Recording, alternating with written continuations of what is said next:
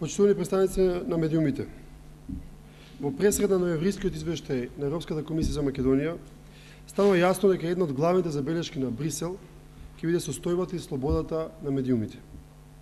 Последниве 4 години, а особено во изминатава година, гледаме како Груевски и ДПМН спротивно на сите демократски стандарди ја злоупотребуваат, контролираат, креираат и манипулираат работата на одредени медиуми.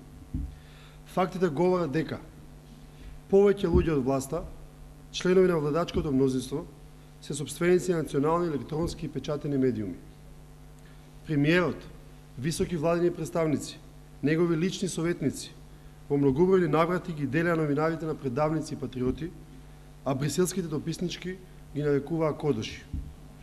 Шефот на кабинетот на премиерот Груевски правеше списоци на подобни и неподобни новинари, воспоставувајќи пракса на директен притисок во завојувачката политика на повеќе медиуми. Обезбедувањето на премиерот неколку пати се прослави со делење на тупаници и закани за новинари кои се вршеа својата работа. Новинари кои не сакаа да ги следат партиските директиви беа избркани од своите работни места. Наместо услови за развој на слободно новинарство, власта ги инсталираше своите мегафони за извртување на реалноста и промовирање ставови блиски до своите позиции.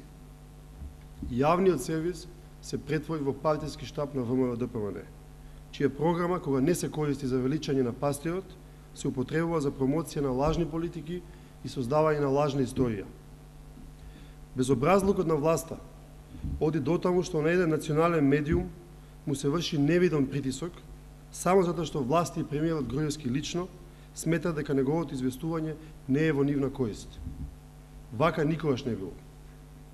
Во исто време се толерираат и поддржуваат медиуми блиски до власта, кои својата непрофесионалност и необјективност ја збогатија со уште една незаконска активност, наречена рекетарство. Ова е денешното повратно писмо од ТВ канал Визија Прилеп.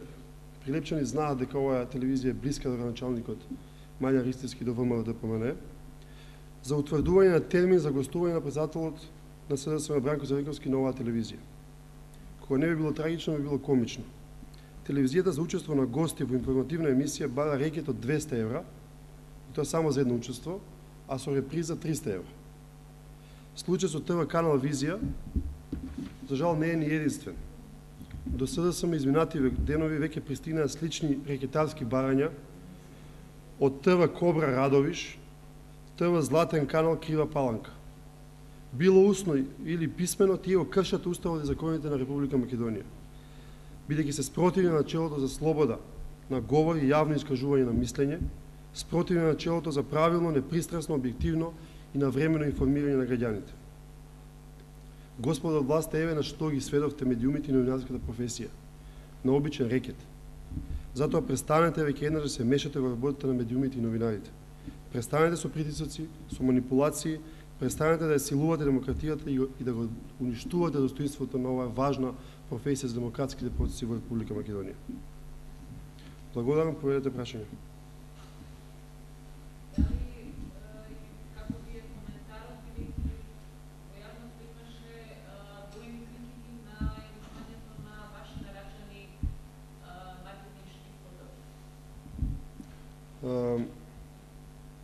Ние можеме да разбереме дека некои од материјалите употребени во одредени спотови беа прилично потресни и не секогаш лесни да се прифатат како реалност.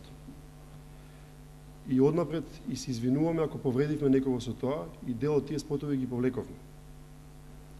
Но сакаме што друго да нагласиме. Точно и тоа дека тие слики не се само слики, тука представуваат реалноста. Тоа се човечки судбини кои зависат или се предизвикани од политиките на оваа власт. И конечно тоа се слики кои што се веќе користени во медиумите. И каква е оваа хипокризија? На оваа власт и сметаат страшните вознемирувачки слики, а не и смета уште пострашната реалност. И се прашуваме што е следно, да почне владата со декрет да забранува луѓето да бидат тажни, несреќните бидат несреќни, болните бидат болни.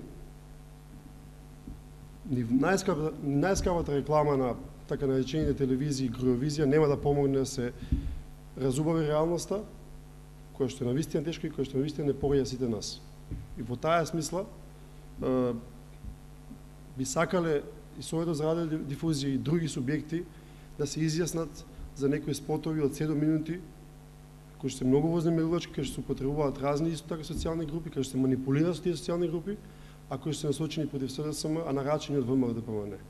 Бидејќи сега владините, провладините медиуми реагираат на СДСМ, а никој од нив не се дрзна да реагира на тие потресувачки рекламни спотови на ВМРО-ДПМН.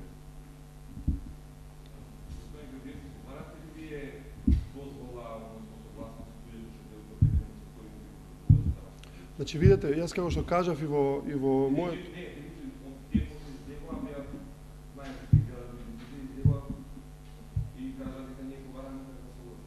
Па видите, ако ВМРО побарала согласност од Бранко Црвенковски да направат 7-минутен спот кој што личи на некролог, тоа е едната страна од приказната. А другата страна од приказната дека ние само вадевме слики кои што се веќе представени во медиумите. Јас кажав, ако навистина толку на власти и смета оваа реалност, таа ќе може да се промени само со подобра политика, а не со криење на лажна реалност. И затоа, меѓу другото, бидејќи и луѓето во спотовите реагира, ние повлековме дел од тие спотови. И, како што кажав, однапред се извинуваме за тоа што го направивме.